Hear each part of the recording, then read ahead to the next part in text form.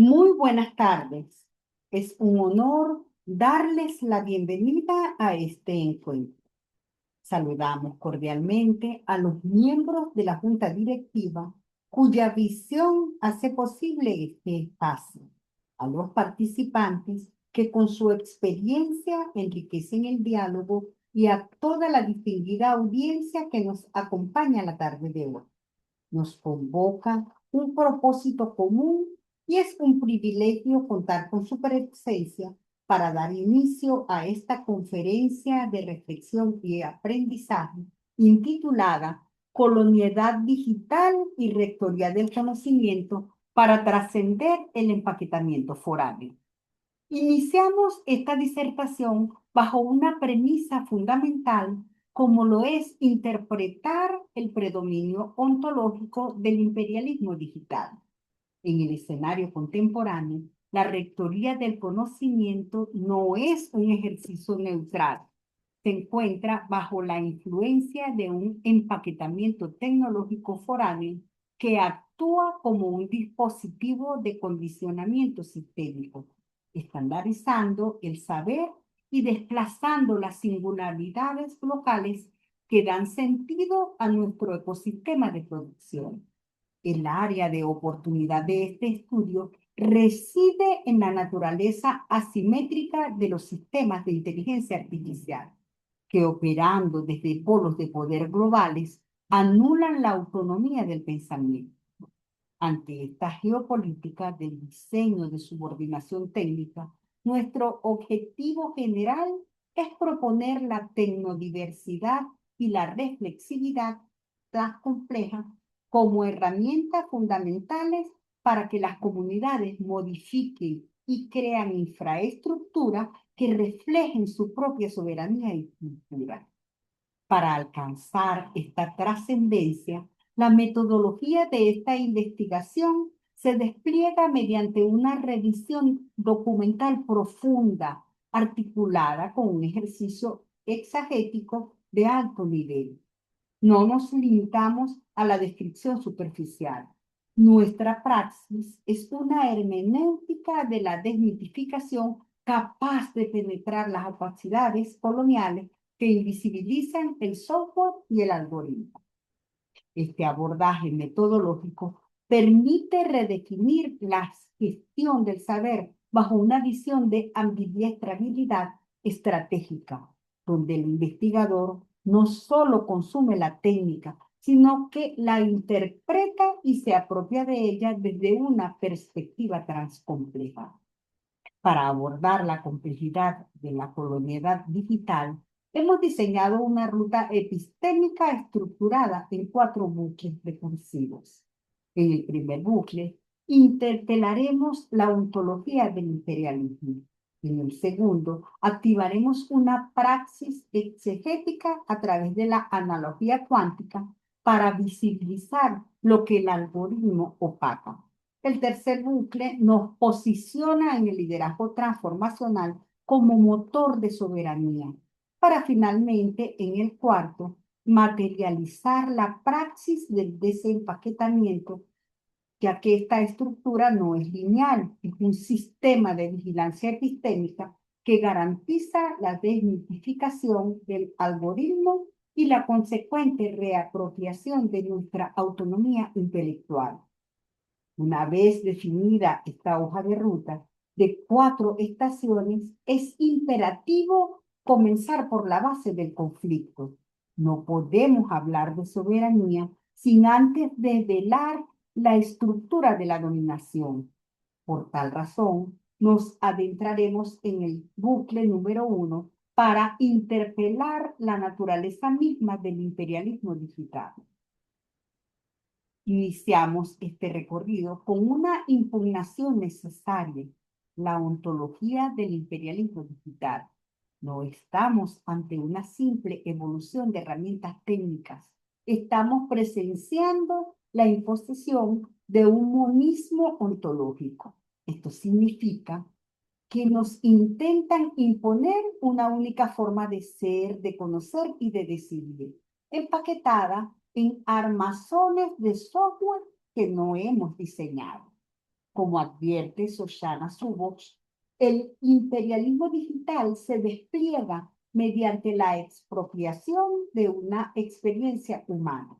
Lejos de ser una herramienta neutral, el algoritmo constituye un dispositivo de poder que preconfigura nuestra realidad, anticipándose a cualquier intento de interpelación por parte de la conciencia. En este escenario, todas las disciplinas aquí representadas, como la pedagogía, las ciencias sociales, las artes y las técnicas, entre otras, enfrentamos un enemigo común, la aceptatología. Este concepto, acuñado por Cristóbal Cobo, describe nuestra tendencia a adoptar acríticamente dispositivos y verdades digitales bajo la seducción de la eficiencia. Al aceptar la opacidad algorítmica tecnológica como una identidad indiscutible, estamos renunciando a nuestra soberanía intelectual. El algoritmo se convierte en el nuevo currículo oculto de la colonia, estandarizando el pensamiento y anulando la tecnodiversidad que propone Jude Huey, quien sostiene que si el instrumento dicta la lógica, el sujeto deja de ser creador para convertirse en un operario del código ajeno. La curiosidad epistémica como insurgencia nos indica que nuestra propuesta en este primer bucle es despertar una curiosidad insurgente, invitarlos a que desde sus perspectivas, horizontes de apoliticidad y saber nos indaguemos, nos preguntemos, ¿quién tiene la rectoría de la verdad en nuestros procesos? La educación emancipadora nos exige romper el silencio cómplice ante la opacidad técnica. Si la infraestructura digital que habitamos no reconoce nuestro territorio, nuestra historia o nuestra ética local, entonces no es una herramienta de progreso, es un instrumento de domesticación. Necesitamos una pedagogía de la sospecha aplicada al software para identificar dónde termina nuestra autonomía y dónde empieza la voluntad del algoritmo. Este primer bucle revela una vulnerabilidad esencial, como lo es la incertidumbre técnica. ¿Estamos liderando nuestra propia evolución intelectual o estamos siendo gestionados por un andamiaje de sujeción cognitiva que no comprendemos? Reconocemos subyugados por el orden colonial digital, no constituye un espacio de resignación, es un rigor, el umbral crítico hacia la soberanía cognitiva. Esta inquietud ontológica es la que nos impele hacia el bucle 2, donde abandonamos la pasividad del espectador para constituirnos en exégetas de nuestra propia realidad técnica y humana. Para fragmentar el embalaje del imperialismo digital, no basta con una crítica superficial. Requerimos activar lo que se define como una hermenéutica de la desmitificación, apoyándonos en los postulados de Villegas 2012 sobre la investigación transcompleja. Entendemos que nuestra praxis debe ser capaz de penetrar las opacidades coloniales que invisibilizan la intención detrás del algoritmo. Desmitificar significa despojar a la tecnología de su supuesta neutralidad técnica.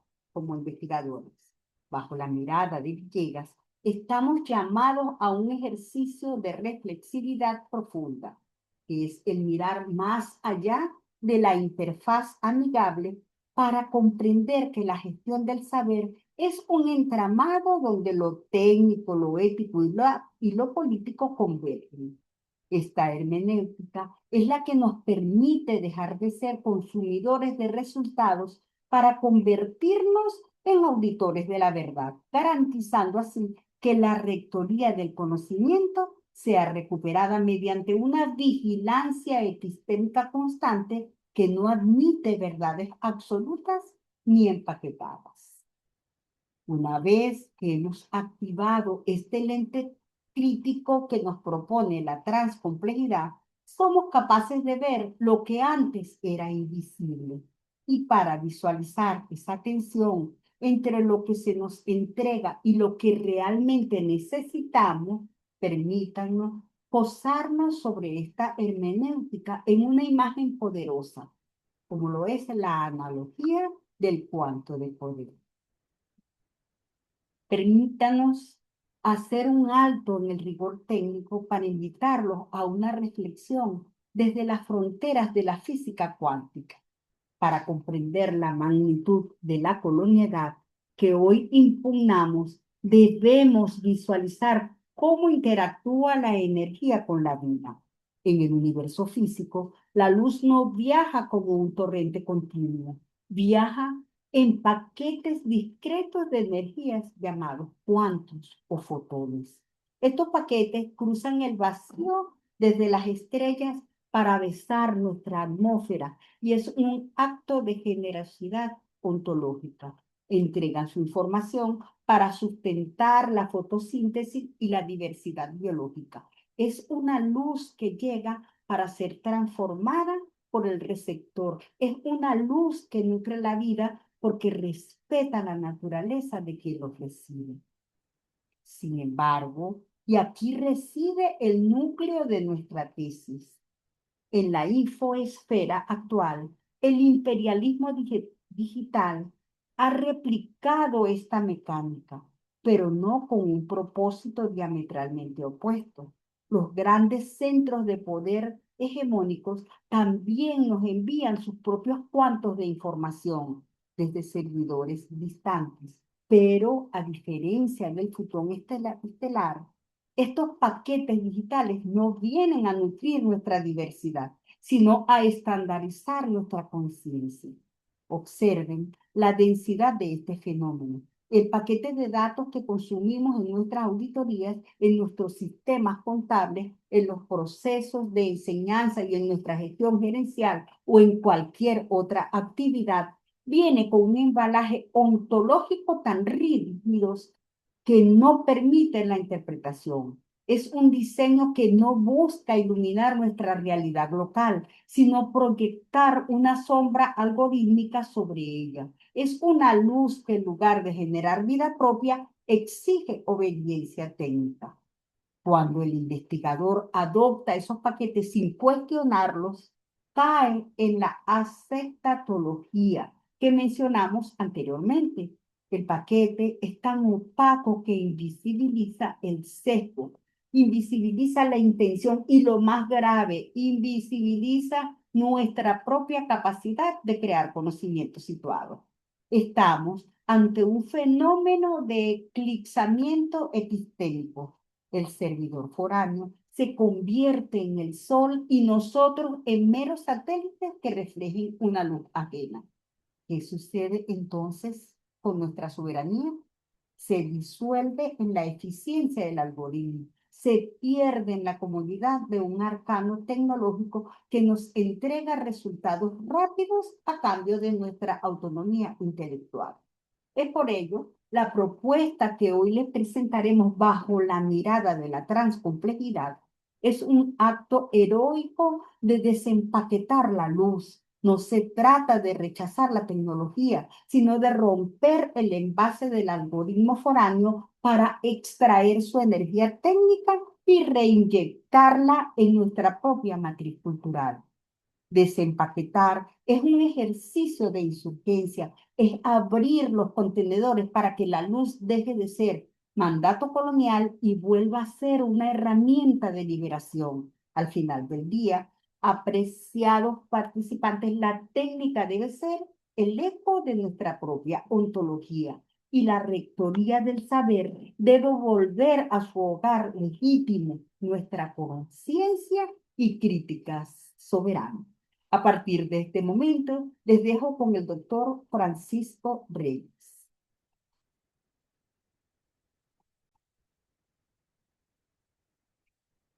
Buenas tardes, apreciada audiencia. Si ya hemos identificado la sombra del paquete digital, la pregunta que surge es, ¿quién lidera el proceso de iluminación y rescate? Esto nos traslada al buque 3, donde la figura del gestor, el contador, el docente, el médico o el docente que guía al estudiante evoluciona hacia un liderazgo transformacional, capaz de ejecutar la ambidiestralidad.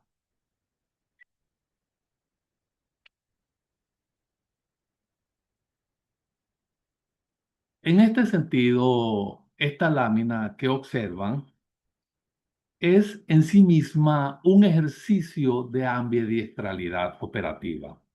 Su diseño gráfico ha sido co-creado mediante inteligencia artificial bajo nuestra estricta dirección exegética. Es un ejemplo vivo de cómo el investigador interroga la técnica para que ésta materialice una visión soberana del conocimiento. Al llegar a este tercer bucle, debemos preguntarnos, ¿quién es el sujeto capaz de resistir el monismo ontológico del algoritmo?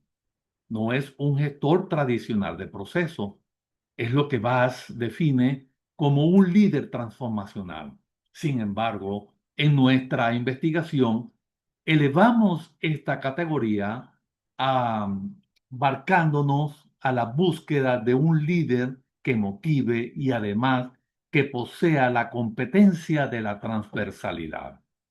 Este líder transversal es aquel que tiene la capacidad de penetrar todas las capas de la organización desde la diversidad de diversas disciplinas hasta la decisión más conveniente con una mirada crítica. Su importancia radica es en que es el único capaz de romper los depósitos del conocimiento empaquetado para instalar una cultura de vigilancia epistémica. Este liderazgo se sostiene sobre tres pilares fundamentales que hemos identificado plenamente: la autoeficacia epistémica, la custodia de la soberanía y por último la ambidiestralidad estratégica. El líder no entrega respuesta, sino que devuelve al equipo la confianza de su propia capacidad para generar saber local. Es el antídoto contra la sectatología de Kohn.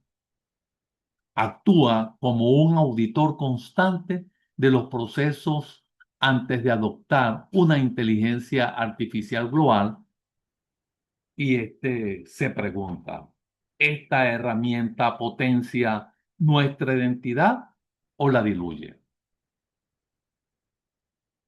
Es la característica más compleja. El líder debe ser diestro en dos mundos opuestos.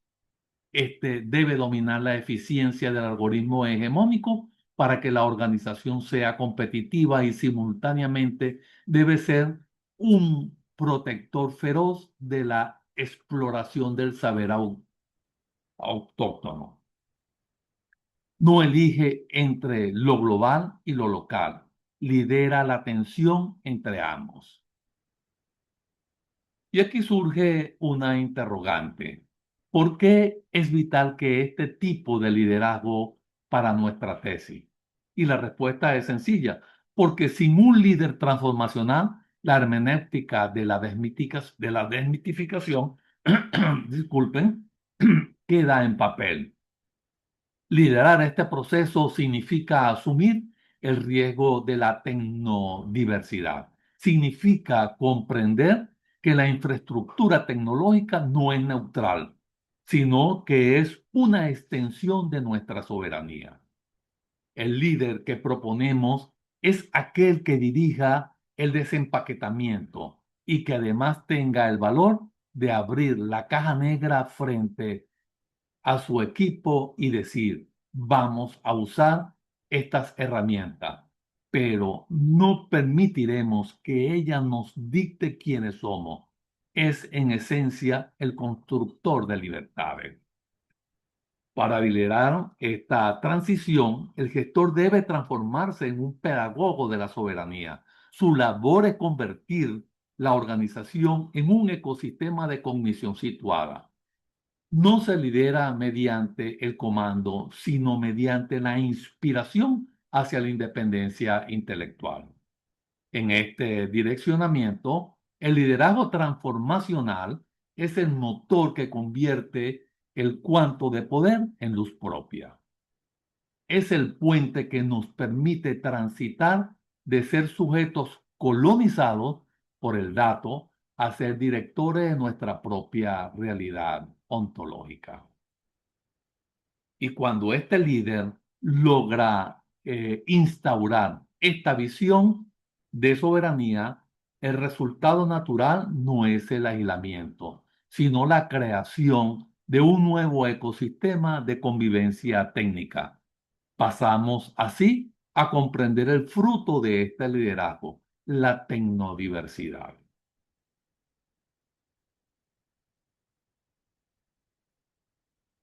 Cuando pasamos a comprender esto, la praxis del desempaquetamiento, llegamos al núcleo de nuestra propuesta, la praxis del desempaquetamiento.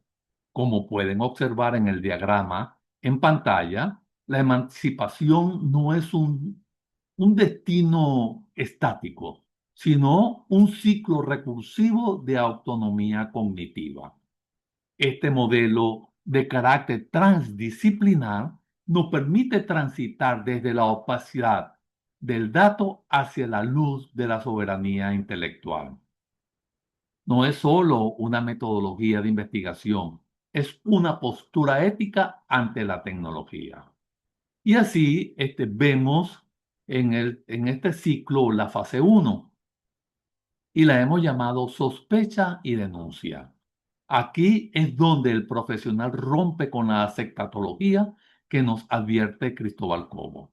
Observen la caja negra en el gráfico. Representa ese software o algoritmo que aceptamos por defecto. Emanciparse aquí significa realizar una interrogación ética, dejar de ser consumidores pasivos para identificar cómo el imperialismo digital intenta preconfigurar nuestra práctica profesional. Es el despertar de la conciencia crítica. Y una vez identificada la sombra, pasamos a la fase 2, como lo vemos ahí, que la hemos llamado exégesis y desmitificación. Ahora bien, siguiendo la ruta que nos dejó Villegas, procedemos a abrir esa caja. Se trata no solo de entender el código, sino de realizar una auditoría de sesgos y premisas. Es aquí donde el investigador somete a la técnica a un juicio hermenéutico. ¿Qué intereses defiende este algoritmo? ¿Qué es invisibilizar? Esta fase es el instrumento quirúrgico que separa la herramienta de la ideología colonial. Pero la crítica sin contexto es estéril. Por eso en la fase 3 nos lleva a la situación y recontextualización. Aquí invocamos la condición situada de Leif y Gardner. Como muestra el mapa en el diagrama, el conocimiento debe ser validado en el territorio, en la cultura y en la intersubjetividad transformadora de nuestras comunidades. El saber solo es emancipador cuando tiene pertinencia local, cuando deja de ser paquete importado para convertirse en una respuesta viva a nuestras propias necesidades. Y finalmente, el ciclo se cierra y se potencia con la fase 4, rectoría y autonomía. Y es aquí donde el sujeto, ya sea docente, administrador o científico, asume su verdadera praxis ontológica y epistémica. Hemos pasado de ser operadores de una inteligencia ajena a ser diseñadores del sentido. Como ven en la figura central del diagrama, lo podemos ver en la pantalla, la técnica ahora es un eco de nuestra propia luz, la autoeficacia epistémica que alcanzamos en este punto y es la garantía de que nuestra libertad intelectual no será silenciada por ningún código binario. Este es el camino que hoy proponemos para una educación verdaderamente emancipadora. Ahora bien, habiendo materializado la praxis en el terreno de la realidad situada, solo nos queda recoger los frutos de esta insurgencia cognitiva. Pasamos así a nuestra reflexión final, donde la técnica se reencuentra con el ser. Estas reflexiones van más allá de ser cavilaciones tradicionales. Nos atrevemos a aventurar presentando unas opciones para ir tras la tecnología y del conocimiento.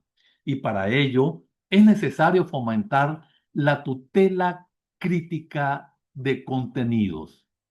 Y para ello debemos pasar de ser consumidores pasivos de algoritmos a ser administradores activos de lo local. En esta acción subyace el diseño de repositorios locales que prioricen la relevancia cultural y territorial sobre la popularidad dictada por los buscadores hegemónicos. Seguidamente, debemos dirigir nuestros esfuerzos a asegurar una infraestructura digital propia para este polo, es decir, para este polo de conocimiento, para este polo sur global.